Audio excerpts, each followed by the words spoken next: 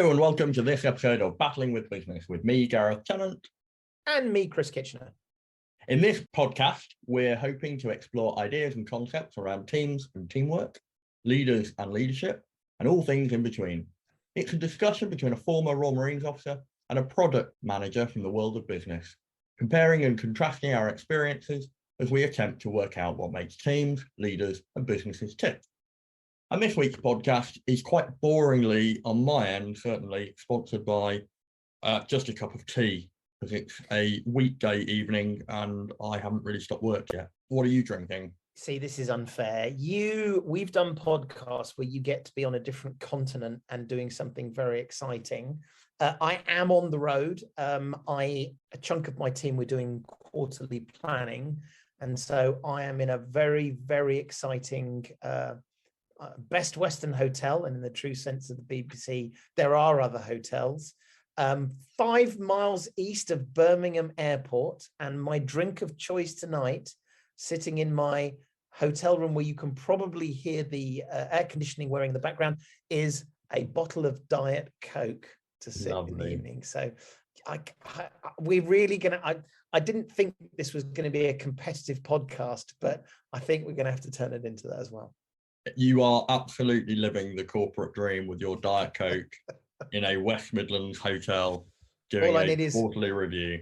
All I need is a Mondeo in the car park. The Mondeo in the car park with the suit hanging off the thing. No, it's quite better than that. Anyway, it does look very beige, I have to say. Your screen is all one colour.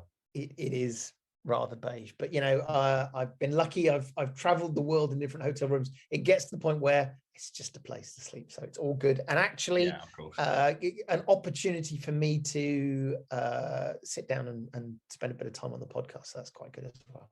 Yeah, absolutely. And you have done some thinking, because you wanted to take the lead on the subject for this week's episode. Yes. So one of the great things about starting your own podcast is you literally get to sort of do whatever takes your fancy, and you get to change styles along the way. And this one is slightly different from perhaps something we've done before, but I hope will be interesting and valuable. And while there's a wry smile on my face as I do this, please know that there's an edge of steel under this, because there's some valuable lessons I've learned. And so before I tell you exactly what the topic is, I'll share what happened to me last week. So I'm in the software business. I run a team of people. We, all the Scrum, Agile, working stuff that you've heard us talk about before. And we were talking about a particular project. It was a particular feature that we were building, and the feature was running late. And in fact, the moment of clarity I had was, wait a minute, we had this conversation last week and the same conversation before about this feature running late. Why haven't we acknowledged that there is something wrong here? And what struck me was, oh, hang on, I've been here before. This is an example of when a project isn't going the way you expected. And I sort of kicked myself, because I've done this enough times I should have picked up on the language, should have picked up, frankly, on my own language about, I should have noticed 3 weeks ago that something was going wrong and acted on it then. So the topic I wanted to cover this week, which is designed to be internet clickbait, is top 10 reasons that you know that there may be something going awry with your project or the activities that you are doing. So that's what I wanted to cover. As I say, I've got a bit of a smile on my face, because these are to some degree a little bit tongue-in-cheek. But actually, this really is 20 years of me being involved in projects that have worked well or not worked well, and figuring out how to spot that early so you can do something about it. And that's maybe the last piece of the puzzle is, why do we want to know when a project is going wrong? So typically I work in quite high pressure software teams where we have to deliver stuff. And there is a sense that if you want to know if something is going wrong, it is because we wish to, punish is too strong a word, but someone's done something wrong. And therefore it's this natural sense of, we don't necessarily want to face these things. When actually, and I don't think this is just me, in a weird way, it's quite the opposite. The reason why I want to know when a project is not working as expected, when it's sort of going off the rails, is so that we can do something about it. So the goal of this, if I share some of these and people listening say, oh, I had that last week, that's a really good reminder. The next time I hear it, I'll do something about it. It's not because we want to sort of say people have done something bad or punish them. The goal is this: the earlier you can detect that something is not going as planned or as you want, the earlier you can sit down with people, you can talk about it, you can understand it, and you can address it. So very long rambling introduction, top 10 things that give you a clue that things might not be going well. So I'm loving the fact that you're embracing the podcast now being on YouTube. So we're now doing lists because we know that is the clickbait that everybody needs. But in all seriousness, I'm quite interested in this because I've had a sneak peek at your top 10, and I think some of them resonate really, really well with my experiences of operations in the military not going to plan, and some of them don't quite so much. So I'm looking forward to sort of getting into the conversation about where those differences lie, why that might be the case. So yeah, let's learn a little bit more. What is your number one? Number one. So I don't know whether to go top to bottom or bottom. Well, are they in order to start with? Well, there's kind of an order, but it's more as in as projects go on, how sort of the stages. But the first one is, so let's dive into it because I think we've kicked it around enough. The first sign that things could be going wrong, and I've got to be really clear here, by the way, with all of these, none of these are your definitive. If you hear this or if you see this, something terrible is happening. Actually, all it should do is make you lift an eyebrow and say, hang on a minute, let's talk about this.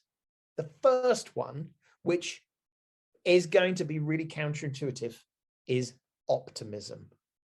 When you hear optimism in the voices of your team, more often than not, it is time to start questioning things. And I'll give you sort of, this is the short version of what I heard in this particular team. And by the way, I should be clear, the team in question actually are a highly functioning team. This is an excellent team. So this is not terrible teams. This actually is a very good team. But the conversation went like this. Oh, how are we doing? We haven't quite got there yet. We said that last week. Yeah, that's true. A few things have come in, but we're nearly there. So the first one for me is optimism. So, yeah, I mean, you said that's counterintuitive. It feels very strange because it's also a sign that your project might be going really well, isn't it? Everybody's quite optimistic about how things are going. So, firstly, do you think there's a difference there between optimism because things are going well and optimism because people think they can pull it back from the brink? It's as if you had fallen almost for my clickbait, or rather you didn't fall for my clickbait. You are entirely right. So I think that there is a nuance here to the optimism. So, I'm an optimistic person. I have optimistic teams. That's fantastic.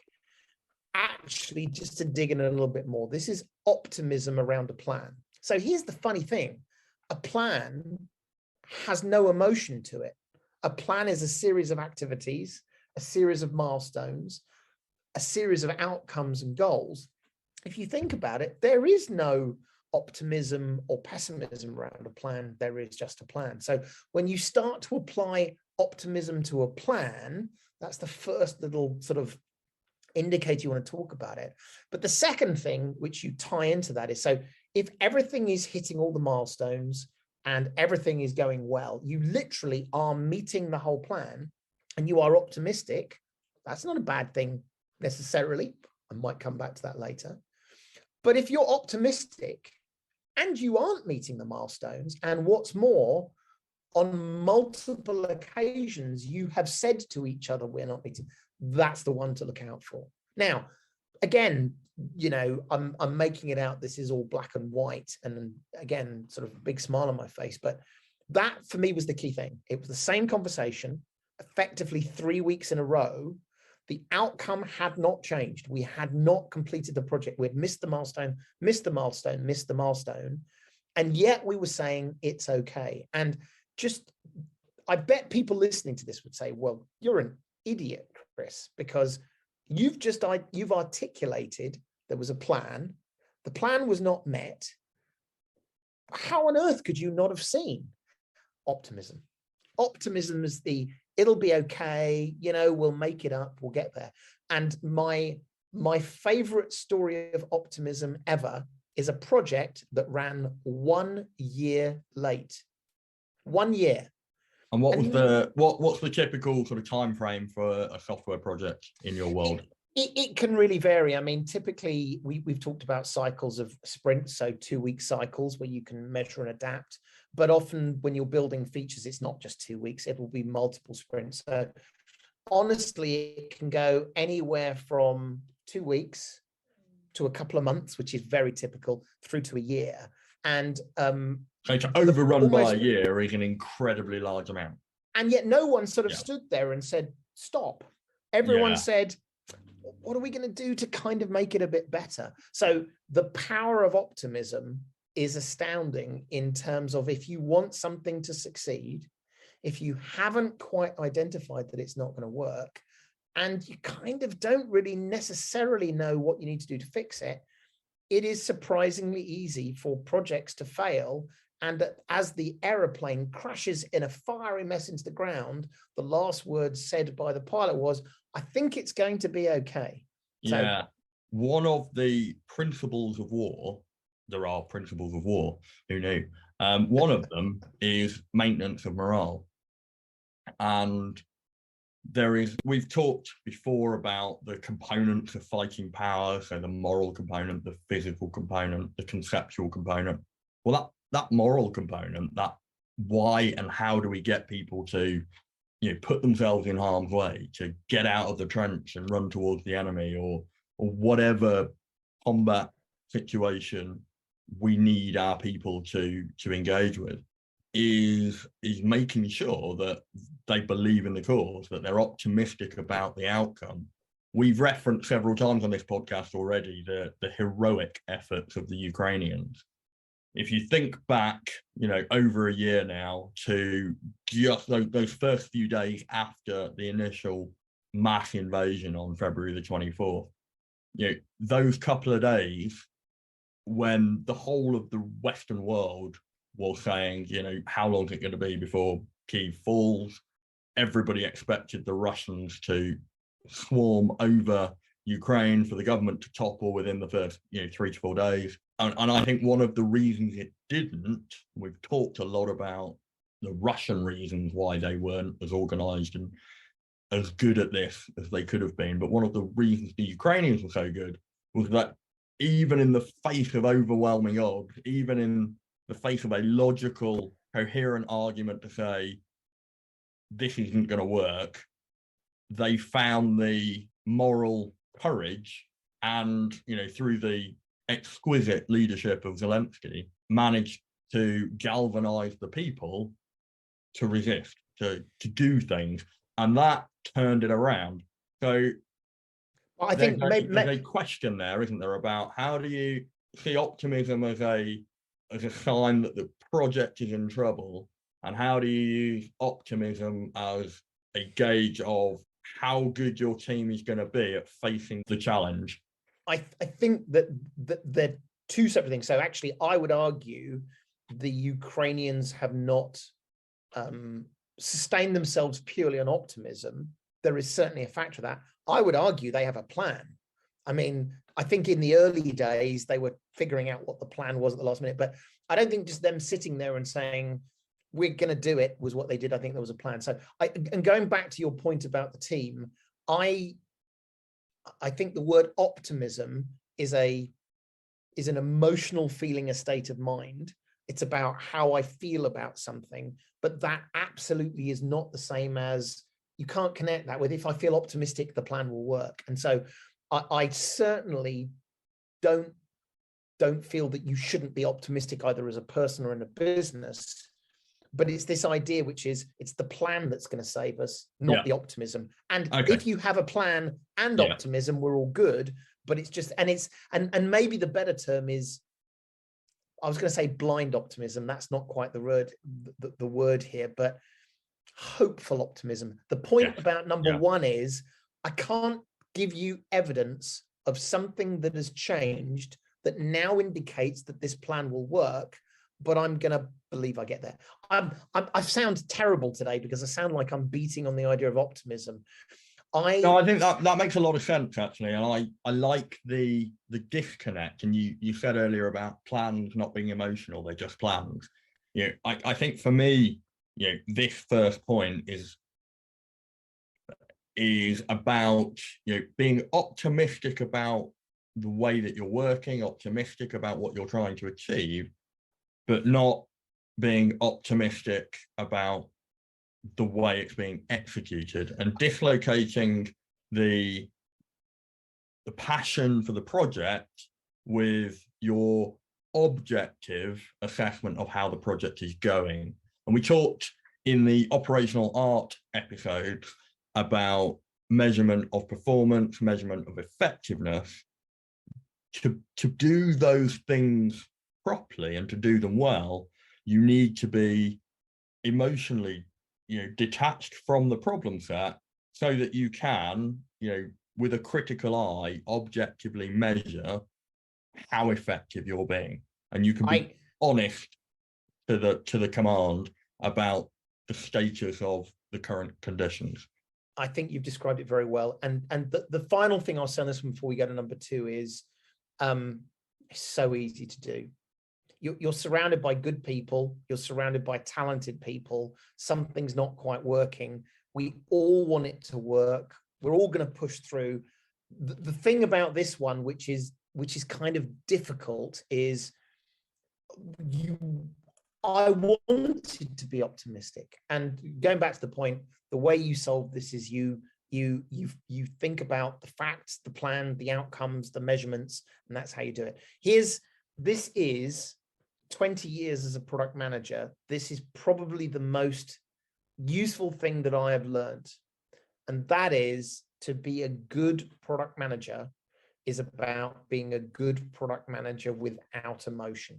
It ties into exactly what we said now. And I want to clarify that, because I get people snap, judge, and say that's terrible. I love my products. I love my customers. I've been very lucky. I am passionate and emotional about what I'm trying to achieve. But the problem is that passion and emotion very easily gets in the way of me doing my job effectively. And so what I say to my team is, to be good product managers and to serve our customers and our product the best, it's really important that we're able to disassociate that emotion. So the example I give is, our job as product managers is to come up with a list of things we should do in a specific order. And then if new information comes in, you add something new to the list, you put it in a certain order, and you change that list. And that sounds very clinical. Here's what the problem can be. I love my product. I love my customer. I'm fixated on this one thing. Someone else comes in and says, we should do something different. I think they're crazy. I mean, it's a terrible idea. We should. All of a sudden, my ability to thoughtfully evaluate the new information, to simply change the priority of things, gets clouded. So this idea of good product managers know when to be passionate and emotional and excited, and also know when to switch it off and say, it is an unemotional, mechanical process. And if I do that with excellence, that's how I will win. Otherwise, you get frustrated. People don't understand. You don't care. So that idea of product management without emotion, with a very careful definition by what I mean by that, that has been one of the most important lessons I've learned. And I try to sort of instill that with my team, because otherwise every day there's a reason to get emotional and unhappy about things. That's not what we need. So, and we've talked about the the influence emotion has on your ability to make decisions in previous episodes. And I think that is a very, very good articulation of that problem set. What's the second one then, Chris? So the second one is the most blindingly obvious one in the world, but I'll add a bit of nuance to it. There's no plan. If you don't have a plan, the idea that something is going to work is highly unlikely. Now, again, each and every one of these, you're going to say, well, obviously, if I saw that, I would know that. These are all kind of a bit insidious. So the lack of plan here is not that there isn't a whiteboard with the words plan written on it. It is the fact, and I see this so much, someone else is going to do that. You know, we all agree that that is an important thing and it must happen. And then we all drift off. And when we come back a week later and nothing has happened, everyone looks sad and says, we talked about this. In fact, frequently what I hear is we've talked about this for years and nothing has happened. Well, I'll tell you why nothing has happened. It's because you didn't make a plan. You didn't associate people to be accountable for that plan, and you didn't track that plan. So number two, as ridiculous as it sounds, is you actually have to have a plan. And if you don't have a plan and you don't have people who are accountable, actually, there's a pretty fair chance this is not going to succeed. Yeah. In a very early episode, when we talked about strategy, we were talking about the various definitions, and I fairly explicitly said strategy is not just a plan. Because for a plan, you just need a Gantt chart, and then it's a management problem of just balancing resources over time. With strategy, you have uncertainty, you have external factors that change that situation and make it dynamic. And therefore, relying on a plan is often, or over-reliance on a plan is often where strategy goes wrong.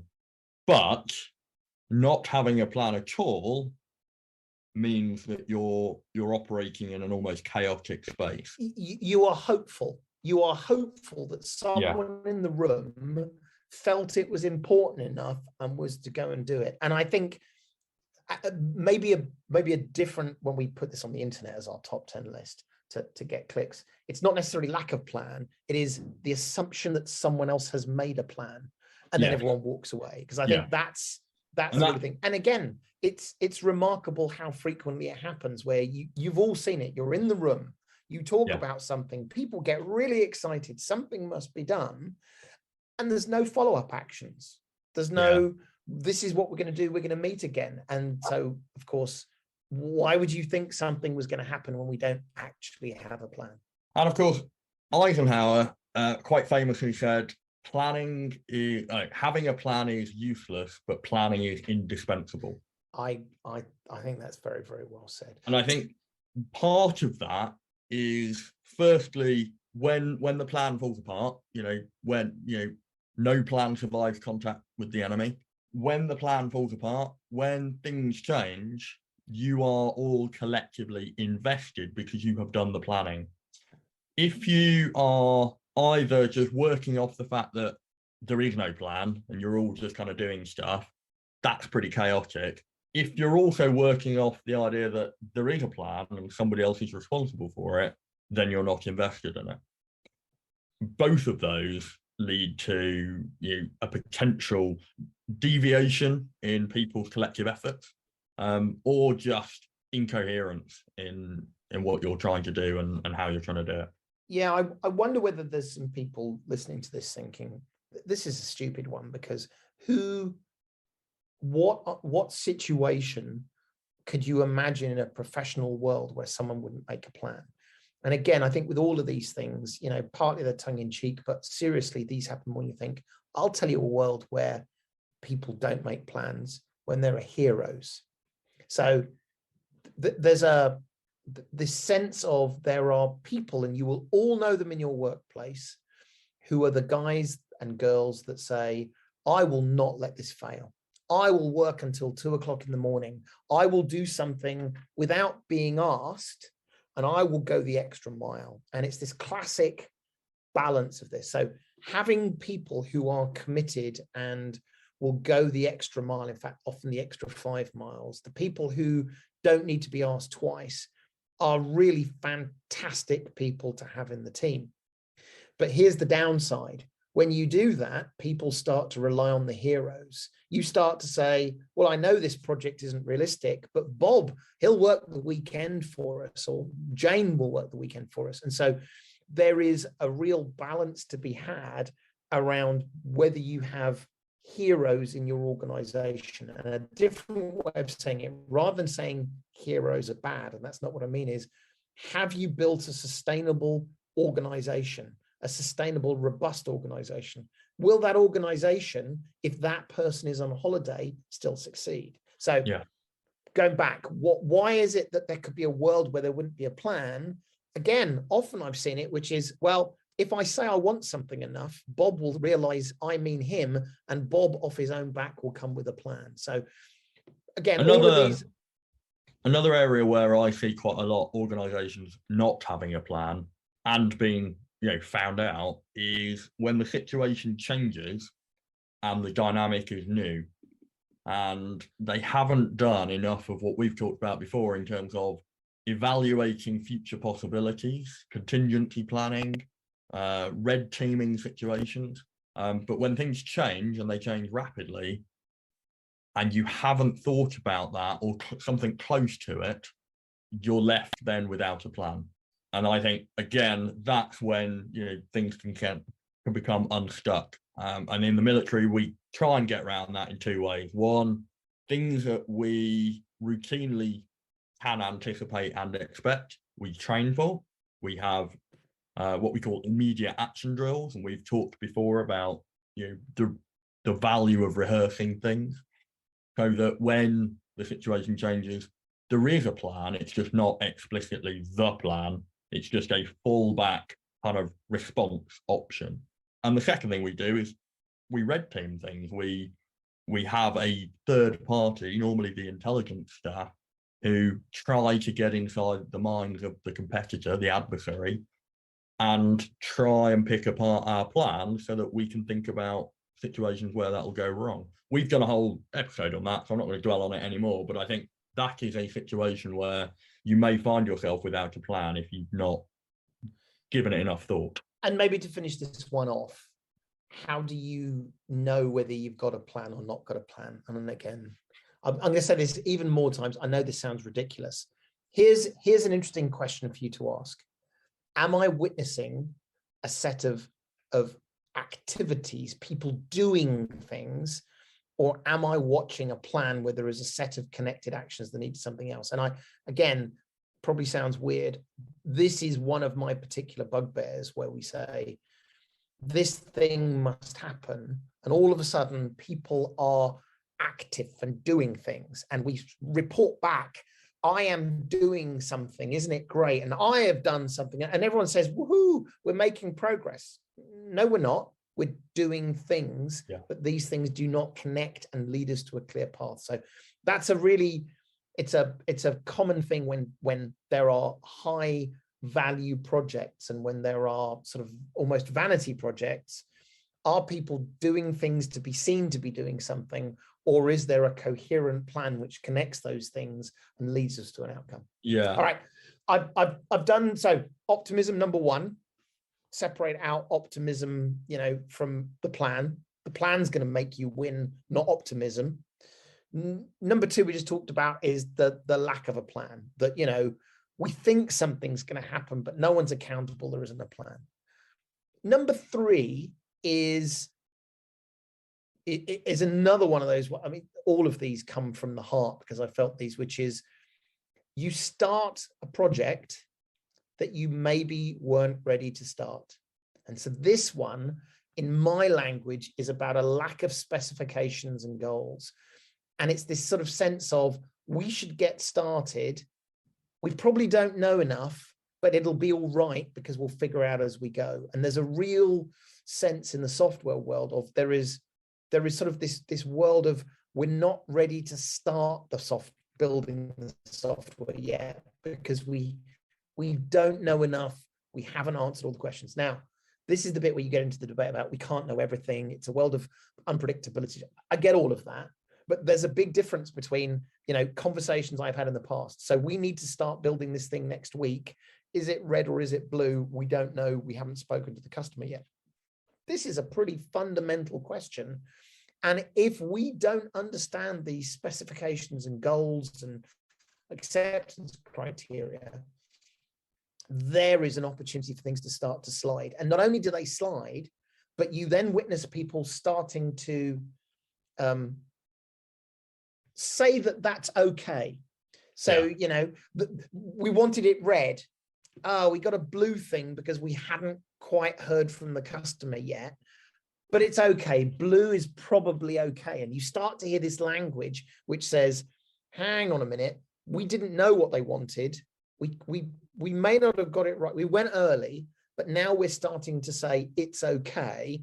That's another sign. So my third one is not really being ready to start. That's a big sign. And you can sort of see the symptoms of that through the project when there's still lots of important unanswered questions, as opposed to things you can iterate on and learn as you go. Yeah, I'm going to go back to my principles of, well, they're not my principles of war, but the principles of war. I like the fact you have principles of war, though, because many people are unprincipled about war. You have principles. I am very principled on how I do war. The primary principle of war, so there are 10 principles of war, but the primary one is selection and maintenance of the aim. And that, I think, resonates very, very closely with this. And it's the idea that if you are going to go to war, if you're going to commit people to do fairly horrific things and at high risk, you've got to know why you're doing it. And this isn't a military history podcast. But of course, when you talk about these things in hindsight, there's always that tension between the political appetite and the military appetite and trying to square those things together. But if you don't have a very, very clear aim as to why you are committing military force, one of two things can happen. Or in fact, they can both happen. One is you get mission creep. And this is the idea that as the situation changes, you redefine your purpose. And if that keeps happening, what you effectively end up doing is chasing the error. The second thing that can happen is the people that have committed forces into combat can then retrospectively self-justify the decision, because you don't choose the success criteria until afterward, at which point you can lower the bar to whatever you've met. Now, we kind of got into this a little bit in the operational art session, and I don't want to sort of get back into it, and I certainly don't want to turn this into a philosophical discussion, but the Iraq War, 2003, invasion of Iraq, arguably, selection and maintenance of the aim was one of the fundamental problems with the overarching strategy.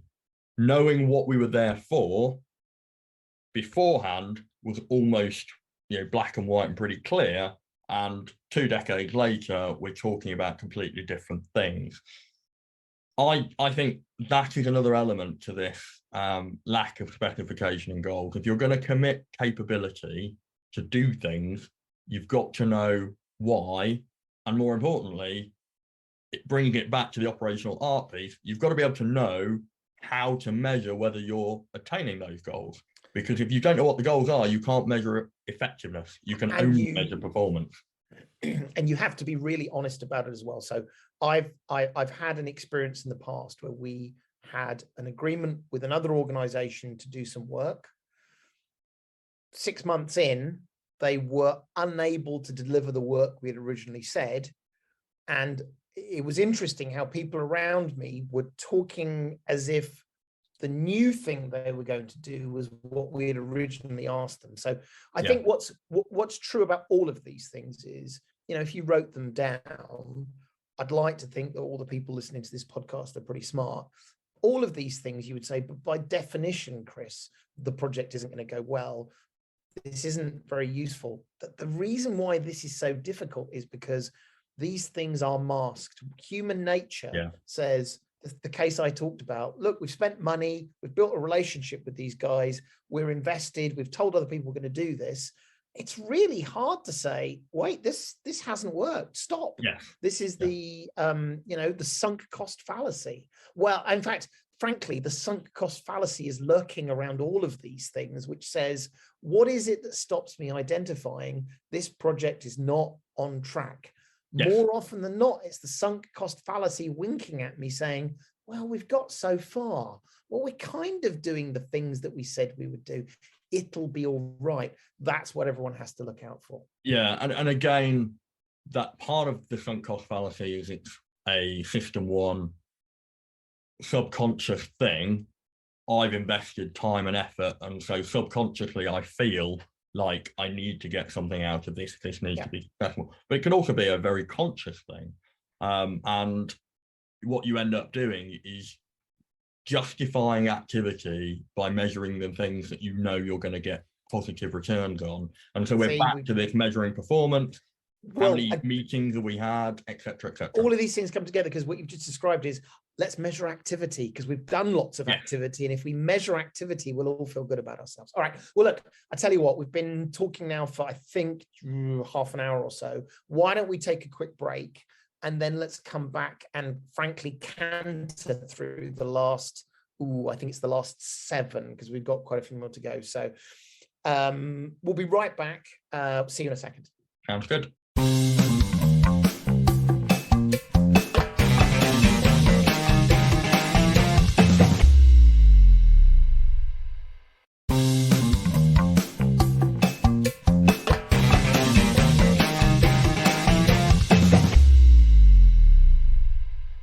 Oh, welcome back. So we just talked about lack of specifications and goals.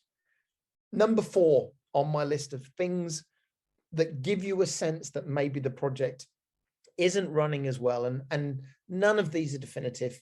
This is about you asking probing and honest questions. So if you see any of these symptoms, it might be that nothing's wrong at all. The whole point of this is, when is it you should ask questions? That's really what this podcast is about. When should you start asking questions, start testing with your renewal plan? So number 4 on my list, actually, you'll start to see these all sort of follow on almost from each other. The last one was about not understanding specifications and goals. This one is not understanding your dependencies. Again, it's another classic problem in software, particularly in complex businesses, when all of a sudden you have different teams that build different parts of the product. And frequently what will happen is let's pretend it's a 4-month project. You get to month 3, it's all going great. And then someone says, oh, wait a minute, we need this other team to do some work for us. And of course, it hasn't been planned. And all of a sudden, not only does the project take a big hit, but now you start to say, what other dependencies don't we understand? So it's a very common problem that people don't take the time to think about all the things that must be true for a project to be successful. And so here's I think as we've gone through this I've accidentally tripped onto this. How do you know this? I mean, this is the real thing. Knowing the cause is one thing. How do you identify that? Is ask the team, what are the dependencies? And if the answer is, there aren't any, okay, that's fine, but talk to me a bit more to prove there aren't any. Tell me how you've spoken to other people. Show me some evidence that you've spent some time thinking about it. Now, as I was writing this one down, I thought this was a very, very clear military one, because I have to believe organizing a military campaign of small scale or large scale, this one must be a killer. Do we have all the petrol that we need to get our trucks to drive us to the place we need to go before we can run up a hill and start shooting at people? What's your sort of thinking around dependencies as applied to the military, and how you plan for those? Yeah, I think you're entirely right, Chris. We've talked before, we've said the phrase, amateurs talk tactics, professionals talk logistics. I think absolutely understanding those cross-functional dependencies are how you make, in combat, combat effectiveness. It's how you make those fighting capabilities work. It's how you get them to the right place. It's how they are able to operate for sustained periods of time. There's a whole load of stuff that has to be thought about to get that tiny little combat element onto the objective to do the thing that you need to do. We talked in the operational art podcast episode about the many different actions and activities that would be required to create less effects, and how many effects would create objectives, and it was that hierarchy. Well, you've got to understand how these things complement and in concert create the effects you want to achieve. The second thing I would say about dependencies from a military perspective is this goes back to this idea of command, this idea of knowing very, very clearly across your organization who has authority, accountability, and responsibility. Well, you've just cheated, because number 5 is, you can tell I thought about this in a way, no accountability. So let's poke on that as a number 5.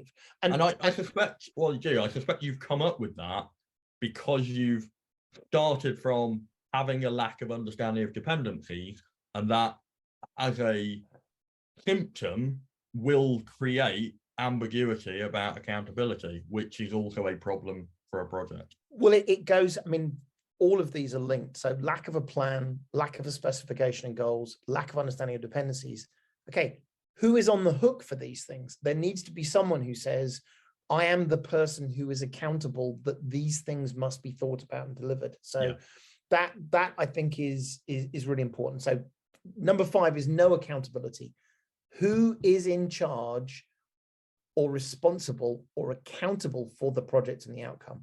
And this is all about stuff that I've encountered. Typically it's quite rare that there's sort of, well, we don't have anyone. Normally we organize. I think the bigger problem here is there is confusion around who is accountable. 5 of us in a meeting said we were involved in a project. We had to do a thing. We're all in the meetings. We turn up every week and we can talk about it. We're all good, right? No. Who is the single person? Who is the person who literally, if it goes wrong, I'm going to go to and say, what has happened? Why has it gone wrong? Not because I want to blame someone, because it's that lack of accountability is all of these other things happen. Well, I thought you had the plan. I thought you knew what the customer wanted. So accountability. And we've talked before about the balance of empowerment and letting people who are closer to the problem make the right decisions. But you've got to do that very, very deliberately. And I find in the military, it's pretty unhelpful in certain ways, but very, very helpful from a command perspective, that we have a very, very clear chain of command. People wear rank literally on their uniforms, so we all know where people sit in the hierarchy. We have very, very structured teams, and yet quite often when it comes to delivering on a plan, we can mix and match those teams up. We can reorder them, but it gives us the ability to very, very quickly understand who is accountable, who has authority, and what that means. And I quite often see in civilian organizations a squeamishness around this idea of telling people that this person is in charge, that this person has a responsibility. And we kind of dance around the subject a little bit. What that allows you to do is to know the limits of what you are empowered to do, which gives you the freedom then to use up to those limits. I want to echo that, because I think this idea of accountability, you're right. There's this, if you said to people, do you think accountability is bad? No one's going to say they think it's bad, but there's this sort of sense of, I don't want to offend people by saying they're in charge, or particularly in a group of peers, person is. There's a bit of squeamishness there. There's also a little bit of a sense of the word accountability. Lots of people associate it with blame. Yes. Oh, the person accountable, he's the one that gets pointed out if it's blamed. Quite the opposite. Exactly what you said. It is an incredibly empowering thing to say, You are accountable. Oh, I'm accountable. Okay, I understand now. I have this authority. It is clear now what my responsibility is. That is empowering. Likewise, for other members of the team, actually, that's really valuable to know this is the person who's accountable. So if we have a difference of opinion, that's great. But the accountable person is the one who actually must make the decision and bear that responsibility. So rather than it being a negative thing, accountability, I think it's incredibly empowering, and frankly, you get more out of people. So number 5, no accountability. I'm cantering, maybe a gallop towards the end. The next one, we've already implied it multiple times, because when something goes wrong, how do you know something is going wrong? Here's a classic: lack of governance. Yeah. We didn't really track the plan. We just met and said, how's it going? Oh, it's going great. It's going great. So you might think, well, that's very clear. We need a weekly governance meeting. That's fine. But again, there's all sorts of more insidious things. When there is a date far in the future to deliver something, it is very easy to say, well, we don't need to meet. We don't need to talk about it because it's far away. And the next thing you know, that project is coming to conclusion in a month's time, and oh, we didn't really track it. We didn't have any governance around it. Here's another one for me. I was talking about this at dinner tonight, and I got some funny looks. I'm about to make enemies of any engineers who are on listen to this podcast. Skunk work projects. So this is a very common thing in the world of software, which I'm generalizing, kind of goes like this. Here is a thing that we think we should do, but for some reason, we have either not been given the authority to go and do it, or more specifically, typically, we haven't been given the resources to go and do it. But we believe in it so much, we are going to do it off the books. We're going to go off and we're going to quietly get some people to do it. And I'm making it that it's a bad thing. It's another one of these examples of we want the best thing and this is the way we're going to go and do it. But here's the downside. Those projects, people typically are so busy trying to do the thing they're trying to do. When was the last time you had governance around a Skunk Works project? But it's Skunk Works. I don't need to have a meeting every week. I don't need to talk about the timeline. I don't need to have a clear set of deliveries. Don't you understand? This is a Skunk Works project. So lack of governance. Can I just clarify? You're not disparaging the idea of hiving off some capability to go and work on a special project. What you're saying is that is not an excuse for that project not to be governed properly. Exactly. And by the way, often in the Skunk Works case, it's not that someone has said, I choose to take this piece of capacity, carve it off and do something with it. It's often people of their own recognizance saying, we need to do this, let's go.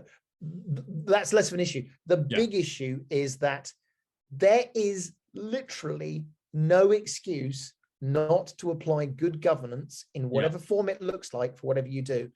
And good governance could be an email. Good governance could be a phone call. It could be a weekly meeting. What I'm not saying is it's this huge monolithic thing. But if you don't track, if you don't say, how are we doing? We said we'd do X, we're not doing it. That is a problem. And again, you would say, who on earth would run a project without proper governance? Normally you wouldn't, but there are so many reasons why it's special. And that you've heard me say this in previous podcasts, something I learned years ago. In fact, here you go. This is number 11 for free. When people start telling you that there is something special about this project, more often than not, and I've been doing this now for 20 years, the word special doesn't refer to something entirely and demonstrably unique that has never been done before. Special often means we're breaking the rules, but we're using the cloak of special to say somehow that doesn't apply to us. Skunk Works project, it's special. We don't need to do governance for that. No, you do. No accountability. Well, we know each other so well and it's all great. We don't need to do that. We're special. Look out for that word special. It's a killer. And typically no one uses the word special, but you can see it in their eyes. This doesn't apply to me. There's a problem with governance that I see quite often where the project runs slightly off track. it goes over budget, things don't get done, or a mistake is made, and people deliberately or just through a lack of reporting, a lack of transparency, they cover that up. That is compounded by the fact that the person who is supposed to be having oversight and governance doesn't feel like they know what's happened.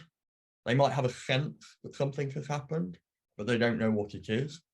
And this is especially the case when the person who has oversight doesn't have the deep specialist knowledge of some of the specialists within the team. And so what you end up with is this embarrassment from the person who is supposed to be providing that oversight and governance, that they don't really know what their team are doing. Yeah. And a sense within the team that they don't want the boss to know what they're doing because they might change things, because they know themselves that what they're doing is possibly outside of the rules, or or mistakes will be highlighted. And some of this is about breaking the rules, and some of this is just about behaviors. If the boss really knew how little we were doing, we'd probably have to work a bit harder. So if he never comes down to the warehouse, those kind of tendencies, they creep in. And if you don't go to the warehouse, it becomes harder and harder and harder to open the office door, walk down there, and go and poke about, because you don't know what you're poking about. And I say this all the time. And it's not about this idea of governance is an eternal dance of, it's the Goldilocks thing. You don't want too much governance, because then life is about writing reports and checking things. Yeah. And you want too little. But the role of governance is to identify as early as possible projects that are running into problems, in order that you can sit down with the right people and talk about it. It is when these things are left to continue and there is an underlying problem. So what's interesting is, optimism, lack of a plan, lack of a specification and goals, lack of understanding of dependencies, no accountability. How do you spot that? Well, one way to spot that is good governance. In a meeting, who is accountable? Awkward silence. We might not have an accountability there. Right, what are the dependencies? Silence. So governance is great for doing that. All right, I'm going to move on to 7 and 8, and in the interest of time, I'm going to combine them. Yeah. Change in scope, change in goals. We're doing less than we had promised, but that's okay. That's a really interesting statement. In other words, a different way of saying it is, we had thought we would make progress to this degree. It turns out we did not make that much progress, but we are now changing the goalposts. Why did you only deliver that much? It might be very reasonable. We were on holiday last week. Bob was sick. Or, it turns out we did a terrible job with our specifications. And actually we had to do a really bunch of work. So changing scope, changing goals. I did a job in Afghanistan once where I was part of the NATO training mission. So the whole focus was on training the Afghan National Army, the Afghan National Police, and various other bits of the Afghan governance structure. And one of the huge pressures we had was getting the troop numbers up to whatever had been determined, as success. And a particular commander from a nation that I will not mention was having a problem with their Afghan National Army recruits passing the shooting test. And it wasn't a particularly difficult shooting test. All they had to do was shoot 10 rounds onto a certain size target from a certain distance.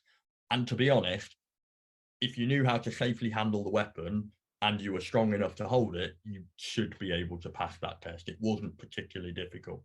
However, they were struggling to get people to pass it. It was a criteria that had to be passed in order to be an infantry soldier in the Afghan National Army.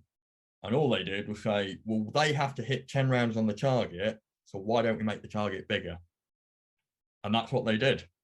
And suddenly the problem went away, and all of these Afghan National Army soldiers were passing the shooting test.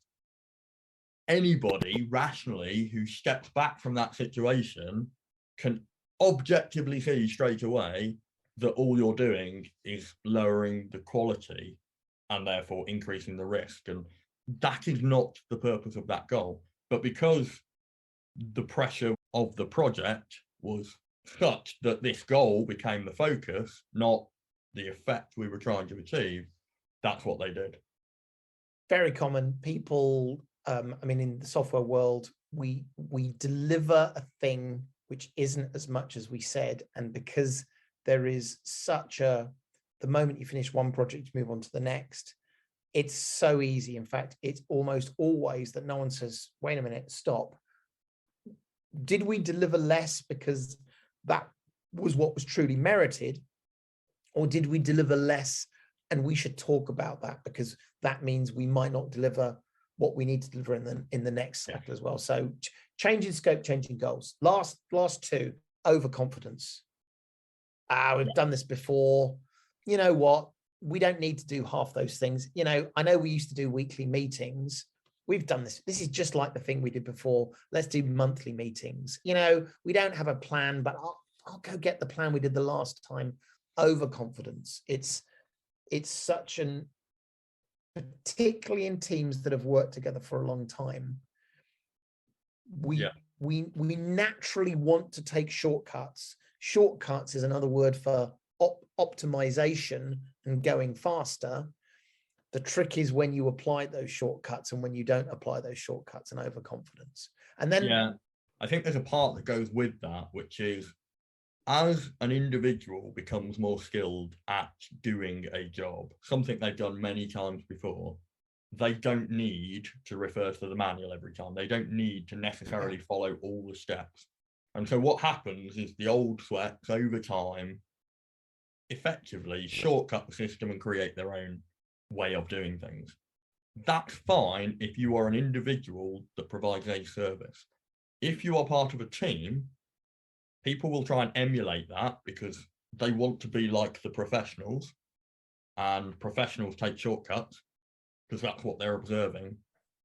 But more importantly, if you're part of a team, a lot of those checks, a lot of those steps that are put in place are not necessarily for a very, very competent 20-year experience technician. They are for the common denominator of the team, so that if mistakes happen, they're going to get caught. So you build bad behaviors, but you also miss the opportunity for checks. You miss those opportunities for correcting errors. And if the situation changes, so this kind of idea of, well, we've done this before, well, maybe you've done something similar before, but this time, you know, the customer is different, or this time the specification is different. And applying old paradigms just because you've done projects like this before, if you don't communicate properly, if you don't go through the process of checking, of communicating, of verifying requirements, then what happens is you end up with that kind of compounding error. I had this experience a couple of years ago. And so this is sort of almost the reverse of what you've just said as well, which is, you know, sat down with someone and said, hey, been thinking about this. To solve this problem, why don't we do this? And the answer was, nah, we tried that before, it doesn't work, let's not do it. Wait, sorry?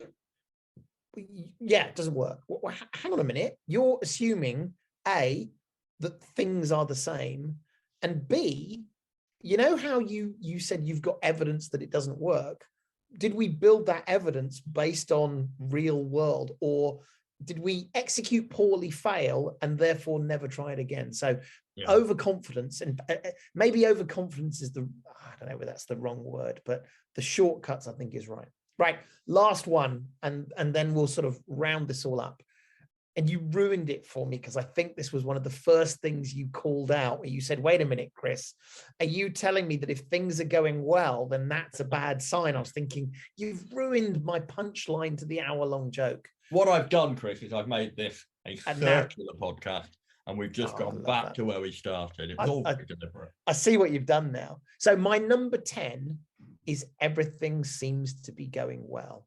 And before I suspect by now there'll be a few people going, this has been interesting. And there'll be many more banging their heads on the desk saying, this is just absolute rubbish. You're saying obvious things that aren't true. And then you compound it at the end by saying, if things are going well, surely this is evidence that things are going badly. That's not what I'm saying. To be successful in projects, you always have to assume there's something you haven't figured out yet. When things are going well, that's the perfect time for you to sit back, light the cigar, open the whiskey and say, I am just awesome. And actually, that is precisely the time when you say, things seem to be going well, without being paranoid. What is it we haven't thought of? This is the most amazing opportunity where we are not under pressure. Now is the time to say, have we forgotten something? Can we optimize something? Yeah, and I think this is where we talked earlier about governance and the balance of not ignoring what's happening so much so that you lose any sense of it and therefore can't tell when things are going awry, but also not micromanaging and, doing other people's jobs for them. When things are going well, that's when the general gets in the helicopter, flies forward and goes and shakes hands with the men and women in the trench. When things are going well, that's when you can say, right, we're going to hold a contingency planning session. My intelligence staff, what could the enemy do next to derail this plan? Not what do we think they're going to do, but what's the most dangerous? What could happen now that would pull the rug from under this plan? And we're going to war game that.